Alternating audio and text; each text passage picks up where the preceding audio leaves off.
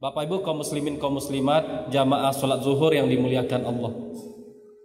Pada tahun ke-8 Hijriah, Rasulullah sallallahu alaihi wasallam berencana untuk menyerang kota Mekah, untuk melakukan pembebasan bagi kota Mekah. Seperti yang kita ketahui bersama bahwa dalam sebuah penyerangan atau peperangan, pihak yang paling bisa mengelabui musuh, pihak yang paling bisa menyembunyikan strateginya dari musuh, punya peluang paling besar untuk menang, punya peluang paling kecil untuk kalah. Dan ini juga yang dilakukan oleh Rasul sallallahu alaihi wasallam. Rasulullah meminta dan memerintahkan kepada para sahabat untuk tidak menyampaikan atau untuk merahasiakan rencana penyerangan terhadap kota Mekah. Maka segala sesuatu berjalan sesuai dengan apa yang direncanakan oleh Nabi sallallahu alaihi wasallam. Para sahabat yang berasal dari kalangan Muhajirin, mereka tentu sangat merindukan untuk kembali menginjakkan kaki di tanah dan kota kelahiran mereka. Mereka sangat rindu kepada kota Mekah karena sudah sekian lama meninggalkan kota Mekah. Para sahabat dari kalangan Ansor pun mereka sangat memimpikan untuk bisa melaksanakan umroh, untuk bisa melaksanakan tawaf di sekeliling Ka'bah. Karena pada sebelumnya mereka sempat berencana untuk melaksanakan umroh, tapi umroh mereka tidak jadi terlaksana. Kita baca nanti dalam sejarah terjadi perjanjian Hudaibiyah. Nabi dan para sahabat yang sudah sampai menjelang kota Mekah, mereka diminta lagi oleh orang-orang Quraisy untuk menunda pelaksanaan umroh mereka. Adapun para sahabat dari bangsa Arab yang lain, mereka juga berharap bisa masuk kota Mekah, bisa mendengarkan lantunan kalimat takbir, bisa mendengarkan lantunan kalimat tahlil dikumandangkan di kota Mekah. Namun tiba-tiba menjelang berangkat, Nabi sallallahu alaihi wasallam memerintahkan 3 orang sahabat yang ahli dalam berkuda untuk mengejar seorang perempuan. Dikatakan oleh Nabi bahwa si perempuan ini membawa sebuah surat. Sahabat 3 orang yang diperintahkan oleh Nabi adalah sahabat Ali, sahabat Zubair, dan sahabat Mikdad. Maka ketiga sahabat ini memacu kudanya dengan kencang untuk bisa mendapatkan wanita tadi. Setelah bertemu dengan si wanita, awal mulanya si wanita mengelak. Beliau mengatakan tidak membawa surat, tidak ada apapun pada dirinya. Tapi akhirnya diancam oleh Ali, jika tidak mau mengaku, jika tidak mau menyerahkan surat, maka seluruh badannya akan digeledah. Maka dengan terpaksa ternyata perempuan tadi meletakkan gulungan surat di gulungan rambutnya. Maka diserahkanlah surat itu kepada 3 orang sahabat. Segera sahabat ini pulang ke Madinah dan menyerahkan kepada Nabi sallallahu alaihi wasallam. Ternyata surat itu berasal dari salah seorang sahabat Nabi. Sahabat itu bernama Hatib bin Abi Balta'ah. Dan yang lebih mengagetkan lagi, ternyata surat ini ditujukan oleh Hatib bin Abi Balta'ah kepada orang kafir Quraisy, yang isinya membocorkan rahasia Nabi untuk menyerang kota Mekah. Itu isi suratnya. Dari Hatib untuk orang-orang Quraisy di Mekah, bahwa Nabi Muhammad punya rencana untuk menyerang kota Mekah. Maka kalian bersiap-siaplah, waspadalah kalian. Itu isi surat Hatib. Maka Hatib pun dipanggil oleh Nabi SAW. Ditanya, wahai Hatib, kenapa engkau melakukan ini semua? Hatib dengan hati-hati berkata kepada Nabi SAW, wahai Rasulullah, saya melakukan ini bukan karena saya kafir, bukan karena saya murtad, bukan karena saya munafik. Wahai Rasulullah, kata Hatib, bahwa sahabat-sahabat selain saya dari kalangan Muhajirin, mereka punya keluarga di Mekah dan punya orang yang siap menolong keluarga mereka di Mekah nanti. Sementara saya tidak punya orang-orang yang bisa menolong keluarga saya di Mekah. Keluarga saya masih ada di Mekah.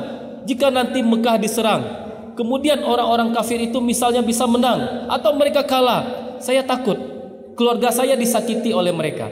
Maka saya memberikan kabar ini kepada mereka untuk mengambil sedikit jasa, memberikan jasa kepada mereka, supaya keluarga saya yang ada di Mekah bisa dijaga oleh mereka, supaya keluarga saya yang ada di Mekah tidak disakiti. Apa yang dilakukan oleh Rasulullah? Rasulullah ternyata menerima alasan yang dikemukakan oleh Hatib. Nabi berkata, Hatib berkata benar. Dan setelah ini kata Nabi, jangan kalian berbicara yang buruk-buruk tentang Hatib. Namun Umar tidak terima dengan kondisi seperti ini. Umar emosi. Umar seakan-akan melihat Hatib ini sudah mengkhianati Nabi, mengkhianati para sahabat. Maka apa kata Umar kepada Nabi? Wahai Rasulullah, izinkan saya untuk memenggal kepala munafik ini. Kata-kata yang luar biasa. Namun Nabi melarang. Dan Nabi berkata kepada Umar, apa kata Nabi kepada Umar? Innahu qad syahida badran. Wahai Umar, engkau perlu ingat, sesungguhnya Hatib ini ikut serta dalam perang Badar. Dan sungguh Allah telah menyaksikan apa yang dilakukan oleh orang-orang yang ikut dalam perang Badar. Dan Allah berfirman kepada mereka, maksudnya kepada mereka yang ikut dalam perang Badar, if'alu ma syi'tum, lakukanlah apa yang kalian mau. Dan kata Allah, sungguh saya sudah mengampuni kalian. Mendengar ini, Umar pun menangis. Dan akhirnya Nabi SAW memberikan maaf, memberikan ampunan kepada Hatib berdasarkan argumen atau latar belakang Hatib mengirim surat ini. Bapak Ibu kaum muslimin kaum muslimat, jamaah salat zuhur yang dimuliakan oleh Allah. Yang ingin kita garis bawahi adalah sabda Nabi tadi, innahu qad syahida badran. Sungguh Hatib sudah pernah ikut serta dalam perang Badar. Satu hal yang mungkin perlu kita renungkan dan perlu kita tanyakan kepada diri kita bersama. Ketika misalnya ada saudara kita yang melakukan kesalahan, baik sengaja atau tidak sengaja, apakah kita masih bisa mengingat jasa-jasa dan kebaikan mereka? Ataukah ketika ada di antara saudara kita melakukan suatu kesalahan, sengaja atau tidak, kita lantas melupakan kebaikan dan jasa-jasa mereka? Dari peristiwa yang dialami oleh Hatib dan Nabi ini, Nabi ingin memberikan pelajaran. Nabi ingin mengajarkan kepada kita bersama. Sudah seharusnya kewajiban bagi kita bersama, ketika ada saudara kita melakukan kesalahan, ketika ada pelanggaran yang dilakukan oleh saudara kita, kita tidak lantas melupakan jasa-jasa mereka, kita tidak lantas melupakan kebaikan-kebaikan mereka. Peristiwa ini juga mengajarkan kepada kita bagaimana seseorang harus bijak ketika terjadi suatu kesalahan, bijak menyikapi suatu kesalahan. Ini juga mengajarkan kepada kita bagaimana seorang pemimpin, bagaimana seorang pengambil keputusan bisa memberikan maaf kepada orang lain, tidak tergesa-gesa memvonis seseorang melakukan kesalahan. Bapak Ibu kaum muslimin, kaum muslimat yang dimuliakan oleh Allah. Dalam hidup, setiap orang punya perang badarnya masing-masing. Setiap orang punya kebaikannya masing-masing yang mesti kita ingat dan kita kenang. Kita tidak bisa berharap seseorang itu bisa selalu seperti malaikat 24 jam tanpa melakukan kesalahan. Ini mustahil. Ada pepatah Arab yang sangat menarik. Likulli sarimin nabwah wa likulli jawadin kabwah wa likulli alimin hafwa. Setiap pedang yang tajam bisa meleset. Setiap kuda pacu yang hebat bisa tergelincir. Dan setiap orang alim, setiap orang yang punya ilmu juga bisa bersalah. Atau dalam pepatah kita bahasa Indonesia, sepandai-pandai tumpai melompat, jatuh juga. Ini yang kita alami dalam hidup. Setiap orang pasti bisa tergelincir, pasti bisa melakukan kesalahan. Maka dalam kehidupan berumah tangga misalnya, seorang suami harus ingat bahwa istrinya punya perang Badar, punya kebaikan yang mesti diingat oleh suami. Suami harus ingat bahwa si istri di rumah merawat anak, si istri di rumah mendidik anak, si istri di rumah menyiapkan pakaian, menyiapkan makanan, menyetrika pakaian, menyuci pakaian. Ketika seorang istri melakukan kesalahan, ingat perang Badarnya, ingat kebaikannya. Sehingga ketika suami mendapati istrinya melakukan kesalahan, lantas diingat kebaikannya, maka akan mudah memaafkan kesalahan istri. Sebaliknya juga seperti itu. Seorang istri juga harus ingat suami mereka punya perang Badarnya, punya kebaikan mereka, mulai dari memberikan nafkah, memberikan kasih sayang, memberikan perhatian. Maka ketika seorang suami melakukan kesalahan, si istri tidak boleh melupakan kebaikan-kebaikan mereka. Harus diingat kebaikan-kebaikannya sehingga mudah untuk memberikan maaf. Dalam ruang kerja, dalam kehidupan kita bekerja juga seperti itu. Hubungan antara atasan dan bawahan. Setiap atasan punya perang badarnya, punya kebaikannya. Setiap bawahan juga punya perang badarnya, punya kebaikannya. Jangan sampai ketika misalnya bawahan melakukan satu kesalahan, kemudian atasan melupakan semua kebaikan. Begitu juga, jangan sampai seorang bawahan, seorang karyawan, ketika suatu kesempatan atasannya bersikap tegas, dia melupakan kebaikan-kebaikan dan kelembutan selama ini yang diberikan. Dalam hubungan antara orang tua dengan anak juga seperti itu.